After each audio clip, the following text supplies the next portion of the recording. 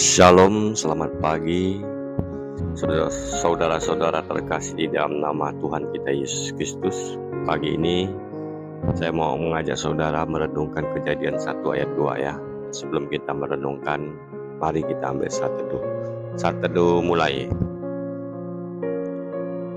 Bapa yang di surga, yang kami kasih di dalam nama Tuhan kami Yesus Kristus, pagi ini kami mengucap syukur atas kasih Tuhan yang tak terhingga ini. Padamulah kami berseru dan berdoa mengucap syukur. Tak henti-hentinya kami mengucap syukur atas kasih Tuhan yang tak terhingga ini kepada kami, orang-orang percaya maupun orang-orang yang tidak percaya kepada Tuhan. Karena Engkau adalah Tuhan Allah yang Maha Penyayang dan Pengasih. Kami hendak memuji-Mu Tuhan. Pujilah Tuhan, hai jiwaku. Pujilah namanya yang kudus, hai segenap batinku.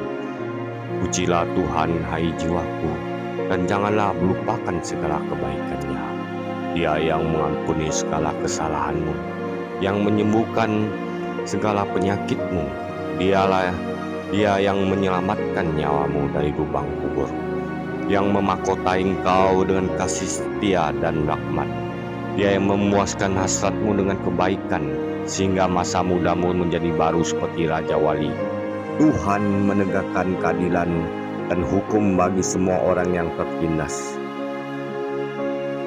Ia telah memperkenalkan jalan-jalannya kepada Musa, perbuatan-perbuatannya kepada orang Israel. Tuhan adalah penyayang dan pengasih, panjang sabar, dan berlimpah kasih setia. Tidak selalu menuntun dan tidak untuk selama-lamanya ia menyimpan amarahnya. Dia Maha Pengasih dan Pengampun. Ya Bapa, jiwa kami hendak memuji, pujilah Tuhan, hai jiwaku. Tuhan Allahku, Engkaulah sungguh besar. Engkau berpakaian keagungan dan kesemarakan berselimutkan terang. Terang itu adalah jalan bagi kami, karena firman-Mu hidup bagi kami. Tuntunlah kami dengan Roh yang kudus senantiasa di dalam kehidupan kami. Kami sudah berdoa di dalam nama Tuhan kami Yesus Kristus. Amin. Bumi belum berbentuk dan kosong, gelap gulita menutupi samudera raya, dan Roh Allah melayang-layang di atas permukaan air. Kejadian 1 ayat 2. Nah, meskipun Yesaya meyakinkan kita ya, bahwa Allah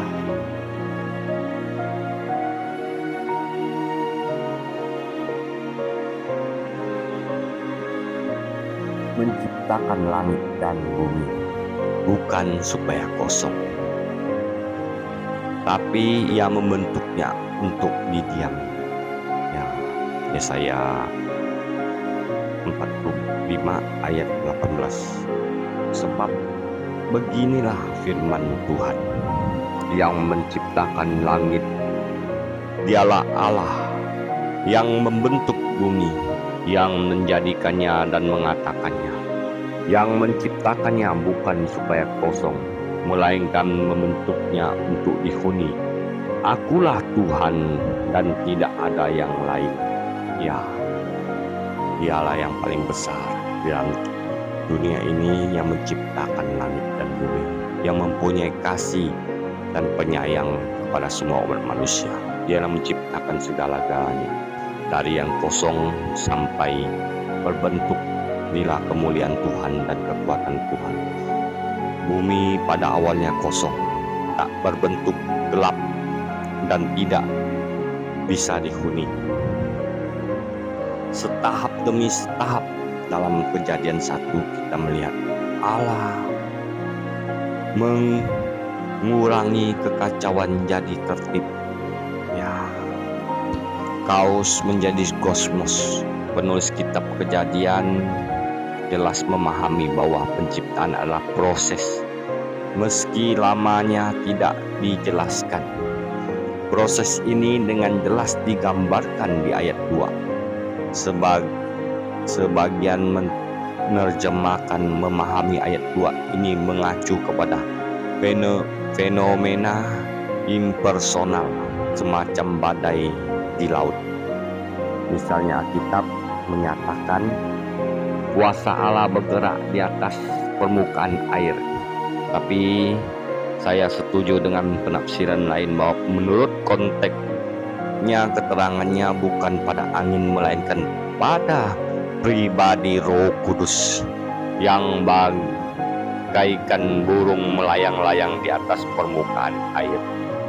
Selanjutnya mengenai karya Roh Allah dalam penciptaan, penulis memberi sebuah ciri bahwa itu firman Allah.